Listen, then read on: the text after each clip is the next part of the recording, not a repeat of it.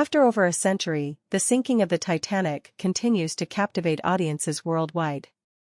Despite numerous films, documentaries, and miniseries that have depicted the tragedy of the luxury steamship, preserved records and first-hand testimonies suggest an alternative narrative to the popular belief of an iceberg collision. Could it be that the unsinkable ship met its demise due to a sinister force rather than ice? And why do survivor accounts hint at the presence of a cursed Egyptian mummy on board? Join us as we explore the chilling possibility that the sinking of the Titanic wasn't caused by an iceberg. J.P. Morgan's plan. The sinking of the Titanic has always been a subject of intrigue and conspiracy theories. One particularly captivating claim revolves around the creation of the Federal Reserve Bank. According to this theory, the disaster was not a mere accident but a calculated plot to eliminate influential individuals who opposed the establishment of the central bank. Among the prominent figures on board the Titanic's maiden voyage were John Jacob Astor IV, Benjamin Guggenheim, and Isidor Straus, who vehemently criticized the proposed Federal Reserve. Some theorists argue that J.P. Morgan, a powerful financier and advocate for the bank's formation, orchestrated the tragedy to silence his adversaries. The crux of this theory hinges on the notion that Morgan somehow masterminded the sinking of the ship to eliminate his rivals. J.P. Morgan, a name that exudes power and influence in the realm of finance. He earned the moniker the Napoleon of Wall Street not through flashy antics but through astute business maneuvers and unwavering control over the financial world. Morgan played a pivotal role in the ascent of American industrial giants such as General Electric, United States Steel, and International Harvester. Moreover, when the American banking system stood on the precipice of collapse during the Panic of 1907, it was Morgan and his deep pockets, coupled with his immense influence, who stepped forward and salvaged the country from the brink of disaster. Yet, Morgan's sphere of influence extended far beyond Wall Street. He also reigned as a titan in the shipping industry, as the owner of the International Mercantile Marine Company, which, in turn, controlled the White Star Line. It is no wonder, then, that Morgan's name became entangled with rumors surrounding the sinking of the Titanic and shadowy ulterior motives. Astonishingly, Morgan himself attended the grand launch of the Titanic in 1911, marveling at the abundant amenities the ship had to offer. He booked a cruise for its maiden voyage. However, something unexpected occurred just before the fateful day of departure. Morgan had a change of heart, opting instead to stay at an upscale French resort, where he pampered himself with relaxing massages and rejuvenating sulfur baths.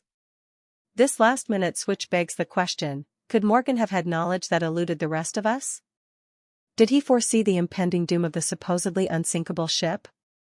The conspiracy theories surrounding the Titanic sinking continue to captivate our imaginations.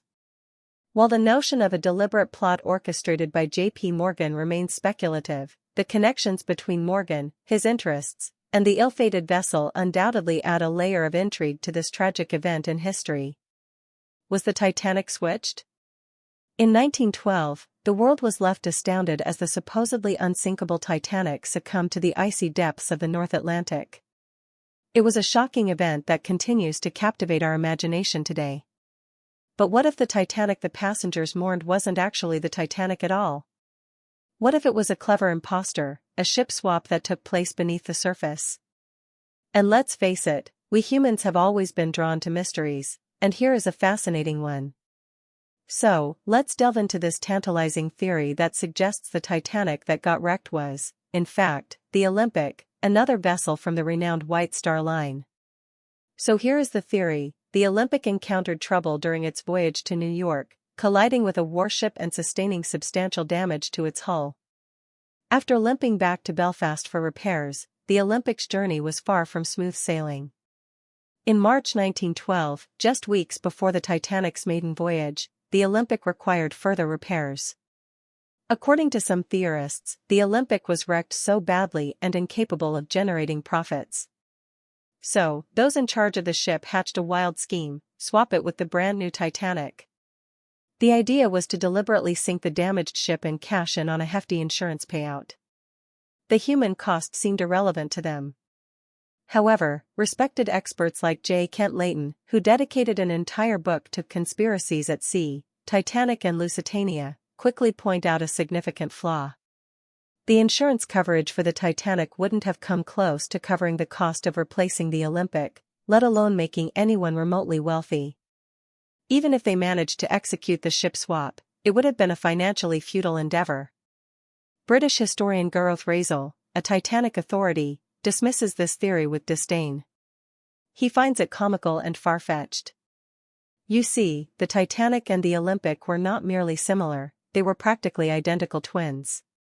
While they shared an external resemblance, their interiors, layouts, decorations, and engines were fundamentally different. Attempting to covertly exchange them in a week-long operation would have been like trying to pass off a giraffe in a zebra's skin, it simply wouldn't work. The crew and passengers would have immediately noticed the trick. The cursed mummy that sank the Titanic. Now let's get into the fascinating tale of the unlucky mummy who brought ill fate to the Titanic. Among the countless lives lost on that grand vessel, one stood out: William Stead, an esteemed British editor renowned for his intriguing and, at times, strange ideas. Stead was fascinated and deeply believed in the supernatural, spirits, and messages from realms beyond our own. Several years preceding the Titanic's tragic demise, Stead became convinced of a curse befalling London, attributing it to a disgruntled and cursed mummy lurking within the confines of the British Museum.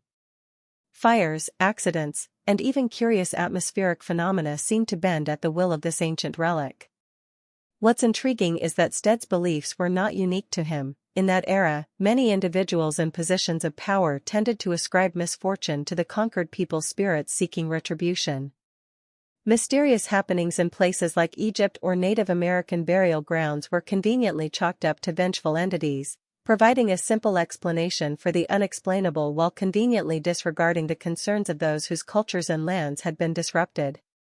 Stead, while on the Titanic, spent his time entertaining other passengers with tales of the strange mummy. His captivating accounts of the ancient artifact's wrath, allegedly responsible for London's recent misfortunes, served as a welcome reprieve from the monotony of the arduous voyage. Little did anyone suspect that these chilling stories would take on a tragic dimension once the unthinkable unfolded: the Titanic succumbed to the icy depths. Against all odds, a survivor made it to New York and revealed Stead's spine-chilling narratives to the press.